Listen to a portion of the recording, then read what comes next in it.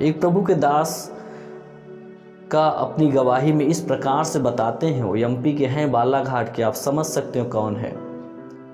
वो अपनी गवाही में इस प्रकार से बताते हैं, पहले मैं 3 स्टार वाला इंस्पेक्टर पुलिस में था, लेकिन अब मैं पास्टर हूँ, अब मैं सेवा करता हूँ। मेरे प्रिय मेरे भाई बहन, कितना अद्भुत बातें हैं, कितना अद्भुत बातें हैं। एक पुलिस में रहने वाला व्यक्ति वो पास्टर बन गया, हो प्रभु का सेवा कर रहा है। आप समझ सकते हो कि एक पास्टर को किस विपत्तियों से किन किन चीज़ों का बलिदान करना पड़ता है। आप इस बात को तो आप समझ पा रहे हो। लेकिन यहाँ पे मेरे प्रिय मेरे भाई बहन, उनका गवाही मैंने सुना, बड़ा अद्भुत था।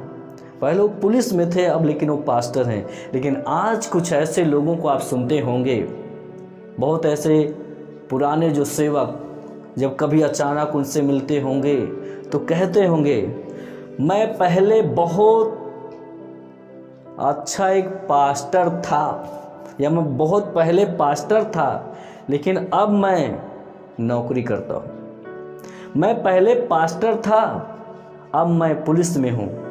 मैं पहले पास्टर था, लेकिन आज मैं एक बहुत बड़ा बिजनेसमैन हूँ। मैं पहले पास्टर था, लेकिन आज मैं एक डॉक्टर हूँ।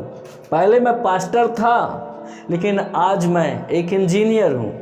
हो सकता है ये बातें सुनने को आती होगी, लेकिन मेरे प्रिय मेरे भाई बहन, एक चीज़ को मैं बता दूं, और एक और प्रभु के दास जो इस समय पंजाब में वो सेवा करते हैं, आप समझ सकते हो, वो पहले इंजीनियर थे, लेकिन आज वो पास्टर हैं, प्रेरित हैं। इसीलिए आज हजारों आत्माएं परमेश्वर उनके द्वारा बचा रहा है। ऐसे सेवकों के द्वारा परमेश्वर बहुतों को आशीषित कर रहा है। मेरे प्रिय मेरे भाई बहन, ऐसे सेवकों के द्वारा कितनी बड़ी बड़ी कामों को परमेश्वर कर रहा है। जो अड़ा है, जो खड़ा है प्रभु के वचन में, वो न दाएं देख रहा न बाएं देख रहा है, सीधा निशाने की ओर देख रहा है। परमेश्वर उसको अद्भुत तरीके से इस्तेमाल कर रहा है। मेरे प्रिय मेरे भाई बहन, मेरे प्रिय मेरे भाई बहन, एक चीज़ को मैं बताना चाहता हूँ, ऐसे सेवक लोग अपने आप को संसार के कामों में नहीं फंसाते हैं, बल्कि अपने भर्ती करने वाले प्रभु यीशु मसीह को प्रसन्न करते हैं। आमीन। कितना अद्भुत वचन है मेरे प्रिय मेरे भाई बहन। मेरे प्रिय मेरे भाई बहन, यहाँ पे आप देख सकते हो कि हमारा भर्ती करने वाला कौन है। यहाँ पे अभी इस वचन को पढ़ा, उसका 4 अगर पढ़ें, जब कोई योद्धा लड़ाई पर जाता है तो इसलिए कि अपने भर्ती करने वाले को प्रसन्न कर। किसको? अपने भर्ती करने वाले को। हमारा भर्ती करने वाला कौन है? हमारा भर्ती करने वाला प्रभु यीशु मसीह है। और यहाँ पर लिखा, प्रसन्न करे उसे, अपने आप को संसार के कामों में नहीं फंसाता है।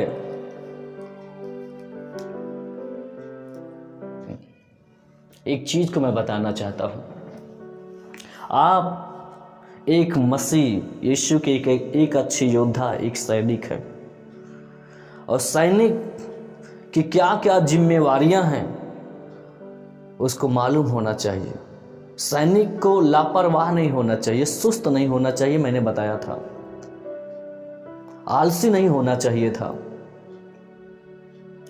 लेकिन यहां पर एक चीज को मैं बता रहा हूं, यदि हो सकता है कि आप एक सैनिक जो सेवा कर रहा है इस संसार में, एक जो आर्मी में है, यदि आप किसी से परिचित हैं तो आप उसके घर में जाकर पता लगा सकते हैं और उससे पूछिए, उससे सवाल करिए कि आपका जो बेटा है, जिस समय सरहद पे है, जो युद्ध के मैदान में है, ये बताइए वो कितने परिवारों में, कितने रिश्तेदार के यहाँ शादी, बर्थडे, फंक्शन में जाता है, तो उनका एक ही जवाब आता होगा कि वो परिवार के शादी में नहीं आ पाते हैं, ऐसे सिचुएशन में कभी कभी। और यहाँ तक कि कई ऐसे लोग होते हैं जो अपने माता पिता के अंतिम संस्कार में भी नहीं आ पाते हैं। यही उनका जवाब होगा मेरे प्रिय मेरे भाई बहन। वो अपने राष्ट्र के लिए और यहाँ तक कि अपने बीवी बच्चों को छोड़कर दूर देश रहते हैं, दूर प्रदेश में। वो अपने राष्ट्र के लिए मरने के लिए भी तैयार रहते हैं मेरे प्रिय मेरे भाई बहन। इस बात को याद रखिए। मसीह यीशु के एक अच्छे योद्धा के समान मेरे साथ दुख उठा। प्रभु इस संसार में से आपको चुन लिया है, आप प्रभु के हो गए हो। आपको प्रभु के तौर तरीके से आपको जीना है, प्रभु के नियंत्रण में, पवित्र आत्मा के नियंत्रण में आपको चलना है। एक सैनिक अपने परिवार और अपने घर के लिए नहीं जीता है। यदि सेना युद्ध में जा रही है और कमांडर का युद्ध में जाना है एक सैनिक को, तो उसको जाना पड़ेगा, चाहे उसकी पत्नी रोए, चाहे उसके बच्चे चाहे जितना रोए, लेकिन उसको अपने दिल पर, अपने हृदय पे पत्थर रख कर जाना पड़ेगा, क्योंकि अपने कमांडर की आज्ञा का पालन करना है। और यहाँ पे 4 पद में लिखा, जब कोई लड़ाई पर जाता है कोई योद्धा, तो अपने भर्ती करने वाले को प्रसन्न करता है और अपने आप को संसार के कामों में नहीं फंसाता है। तो उसको जाना ही पड़ता है मेरे प्रिय मेरे भाई बहन। एक चीज को मैं बता दूं, हमारे राजा यीशु की निगाहें हर एक सेवक के ऊपर है। प्रभु देख रहा है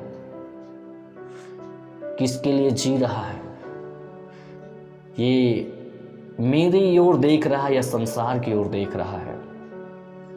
एक और अच्छा उदाहरण देखें यहाँ पे, अगर यहोशू एक योद्धा था, वो भी एक योद्धा था, परमेश्वर के एक अच्छा सेवक था, दास थे। और यहोशू उसका 24 उसका 45 आयत को यदि यहाँ पे देखें तो यहाँ पे लिखा, परंतु मैं तो अपने घराने समेत यहोवा ही की सेवा नित्य करूँगा। कहता मैं और मेरा घराना अपने यहोवा परमेश्वर के नित्य सेवा करता रहेगा।